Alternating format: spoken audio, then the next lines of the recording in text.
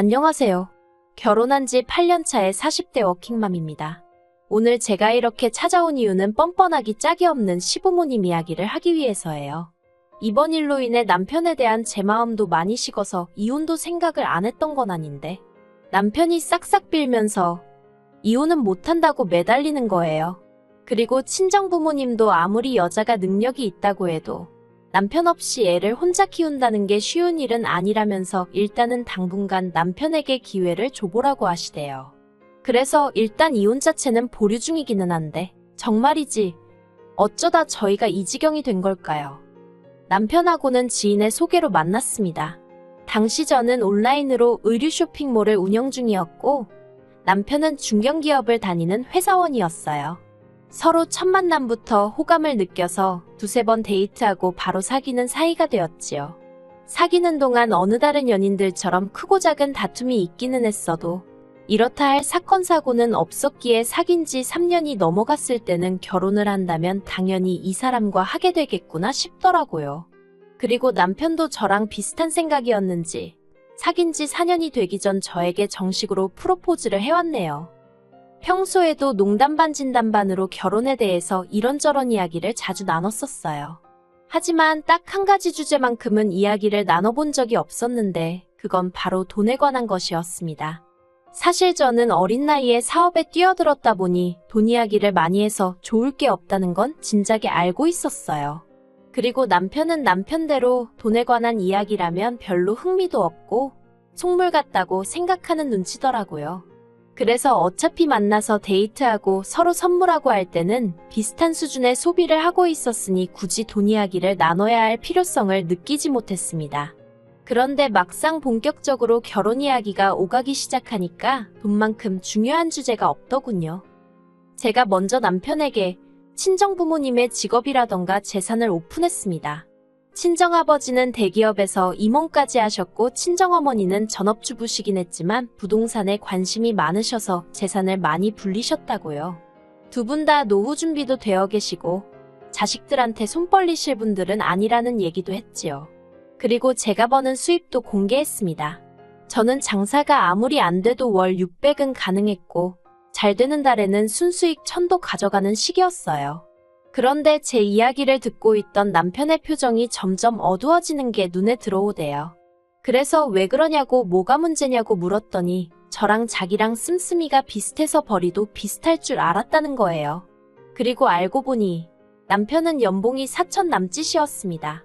하지만 더 뭐랄까 저를 뜨악하게 만들었다고 표현해야 할까요? 그건 바로 시부모님의 재정 상황이었어요. 시부모님에게 재산이랄 것은 두 분이 살고 계신 아파트 한 채가 전부였습니다. 따로 남편에게 물려주실 만한 건 고사하고 당장 결혼할 때 얼마 도와주실 상황도 안 된다 하더군요. 그래서 제가 그러면 노후는 어떻게 되어 있냐고 조심스레 물었습니다. 솔직히 말해서 만약에 노후까지 준비가 되어 있지 않다고 하면 저는 그냥 이 결혼은 없던 일로 해야겠다고 생각했거든요. 그런데 남편이 하는 말이 노후만큼은 그래도 준비가 되어 있으시다대요. 나라에서 나오는 연금도 있고 사시는 아파트도 주택연금으로 받아서 쓰실 생각이라고요. 친정부모님은 경제적인 면을 제외하고는 좋은 사람이라는 제 말을 믿어주셨습니다. 그래서 큰 반대 없이 저희는 부부의연을 맺을 수 있었네요. 그리고 참고로 남편은 모아둔 돈 4천만 원과 자기가 타던 차 한 대를 가지고 말 그대로 저한테 장가왔어요. 결혼식 비용도 제가 7 정도 남편이 3 정도 부담했고 신혼살림도 제 명의로 된 아파트에서 시작했지요. 그런데 막상 결혼을 하고 나니 시댁에 따로 돈 들어갈 일은 없을 거라던 남편의 말은 지켜지지 않았습니다. 신혼여행에서 돌아온 날 시댁에 인사를 드리러 갔을 때였어요. 일단 저희 신혼여행지는 하와이였는데 솔직히 이것도 거의 제가 부담한 거나 마찬가지였거든요. 비행기는 제 마일리지로 탔고 호텔도 제 카드로 결제했으니까요. 남편이 식비라던가 그런 걸 좀 내긴 했지만 아무튼 목돈 들어가는 건 다 제가 해결했어요. 그리고 그래서인지 남편이 장인 장모님 드릴 기념품만 사면 된다면서 자기 부모님 건 안 챙겨도 된다고 하대요. 그런데 어떻게 그럴 수가 있겠어요? 그래서 친정부모님 드릴 선물하고 똑같이 시부모님 선물도 준비했습니다. 그런데 시댁에 도착하자 어머님께서 하와이는 명품이 싸다던데 왜 이런 걸 사왔냐 하시대요. 그리고 아버님께서는 이제 아들 장가도 보냈는데 용돈을 얼마나 줄라나 하셨고요. 그러니 솔직히 황당하고 어이가 없었습니다. 두 분이 속이 없으셔도 참으로 없으시구나 싶기도 했지요. 그렇지만 남편도 저도 벌이가 나쁘지 않았으니 한 달에 30만 원씩 보내드리는 걸로 이야기가 됐어요. 제가 친정에도 똑같이 드리겠다 하니까 남편도 좋다고 했고요. 솔직히 친정 부모님은 저한테 30만 원 안 받아도 그만이신 분들이셨고 그 이상으로 오히려 저에게 더해주실 분들이셨지만 그냥 왜인지 시부모님만 챙겨드리는 것도 아니다 싶어서 그렇게 하자고 했지요. 한편 매달 보내드리는 용돈도 시부모님 입장에선 성에 차지 않으셨나 봐요. 언젠가부터 하나둘씩 이것저것 바라시는 게 늘어나기 시작했거든요. 처음엔 1, 2만 원짜리였는데 적게는 몇만 원에서 많게는 몇십만 원짜리까지 누가 뭘 쓰는데 좋다더라, 누가 뭘 먹으니 힘이 난다더라와 같은 말을 전하시며 당신들도 사달라는 요구가 끊이지를 않았어요. 그리고 그럴 때마다 안 사드리기도 뭐하고 그래서 사드리긴 했는데 솔직히 언젠가부턴 어머님 아버님이 너무 당연하게 여기시는 느낌이라서 기분이 별로더라고요. 그럼에도 불구하고 단박에 끊어내지 못한 건 적어도 남편만큼은 미안해하고 민망해했기 때문이었네요. 하지만 결국 아버님의 퇴직이 다가오면서 문제가 생겼습니다. 그날도 저는 평소와 다름없이 바쁜 하루를 보내고 있었는데요. 그렇다 보니 어머님의 연락을 제때 받지 못하고 있다가 늦은 오후가 돼서야 연락을 드릴 수 있었어요. 그런데 어머님께서 하시는 말씀을 듣고 저는 황당함의 경악을 금치 못했습니다. 아들 하나 잘 키웠으니 이제 아들 덕 좀 보셔야겠다면서 이제 아버님 은퇴하시면 저희한테 생활비를 받아서 편하게 사셔야겠다는 거예요. 그러면서 당장 3달 뒤부턴 120만 원씩 자동이체를 해달라나요? 저는 제 귀를 의심했어요. 120만 원이라니? 아무리 저나 남편이 벌이가 괜찮다고 해도 애도 있고 그렇다 보니 앞으로 돈 들어갈 일이 태산이었는데 한마디로 눈앞이 깜깜하대요. 게다가 까놓고 말해서 어머님 아버님 용돈을 뭐 한두 달 드리고 말 것도 아니고 일단 시작하면 돌아가실 때까지 드려야 하는 게 기정사실이었으니까요. 하지만 이런 제 걱정과는 상관없이 어머님은 당신 계좌번호는 문자로 보내겠다면서 꼭 자동이체해 놓으라고 몇 번을 당부하셨습니다.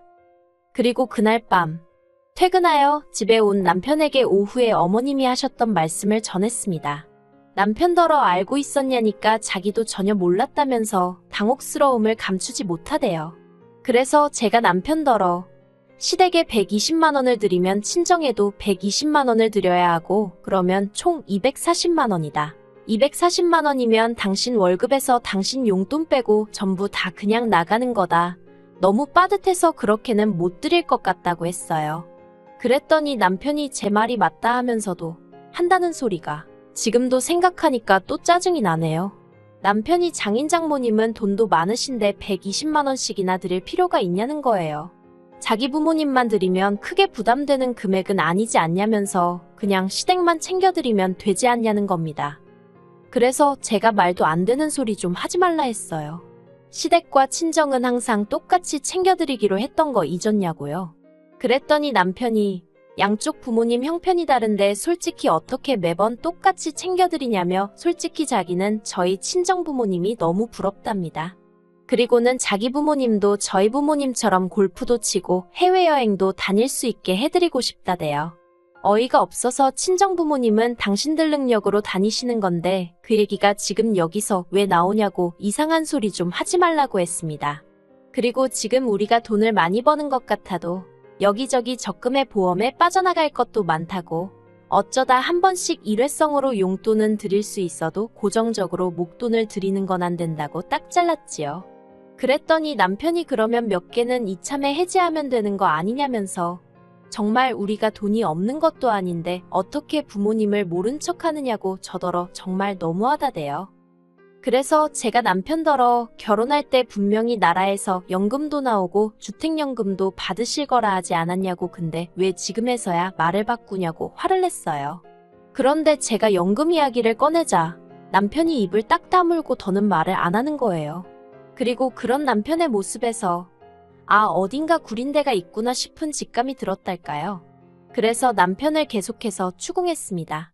시부모님 재정 상황에 있어서 나에게 미처 말을 못했거나 속인 부분이 있느냐고요. 그리고 그제서야 남편이 머리를 벅벅 긁으며 한다는 소리가 저희 결혼할 때는 분명 그런 계획이셨는데 저희 애가 어린이집에 가던 시기에 아버님이 어디 투자를 하시겠다며 집을 담보로 대출을 1억 받으셨답니다. 그 소리 듣는데 정말 뒷목 잡고 쓰러질 뻔했어요. 1억이 네 집 개 이름도 아니고 무슨 생각으로 그러신 건지 도통감이 안 와서요. 결국 몇 날 며칠 남편과 설전을 벌이다 안 되겠다 싶어서 시댁을 찾아갔습니다. 그리고 어머님 아버님께 단도직입적으로 120만 원을 그것도 매달 드리는 건 안 된다고 말씀드렸어요. 그랬더니 어머님이 아들놈 번듯하게 키워놨을 때는 어느 부모라도 이 정도는 기대했을 거랍니다. 그러면서 니들이 얼마를 버는데 그 돈 100만 원도 못 준다는 거냐면서 화를 내시는 거예요. 그래서 어머님 아들이 월 300 좀 넘게 가져오는 게 다라고 말씀드렸습니다. 그리고 어머님 아버님한테 돈을 드리면 저희 부모님한테도 드려야 한다고 그러니 돈 100이 아니라 한 달에 무려 240만 원씩 나가게 된다고요. 그랬더니 어머님이 너네 부모는 돈도 많은데 돈을 왜 주려고 그러냐시대요. 어렵다는 사람만 주면 되는 거 아니냐면서 뭐하러 거기다까지 돈을 퍼주려고 하느냐고요. 그리고 솔직히 아무리 시부모님이라지만 그 뻔뻔함과 염치 없음에 저는 정말 학을 뗐어요. 막말로 저한테 아쉬운 모습이라도 보이시면서 어떻게 부탁이라도 하셨으면 저도 사람이니 마음을 달리 먹고 어떻게든 가능한 쪽으로 최대한 어머님 아버님 편에서 생각을 해봤을지도 모르죠. 하지만 이건 뭐 누가 보면 어머님 아버님이 저한테 돈이라도 맡겨놓은 줄 알겠더라니까요. 결국 저는 남편과 합의를 봤습니다. 생활비와 아이양육비 명목으로 200만 원을 각자 각출하고 나머지 수입은 알아서 따로 관리하자고요. 저더러 너무한다는 남편에게 너무한 건 내가 아니고 당신 부모님이니까 나를 원망하지 말라고 했어요.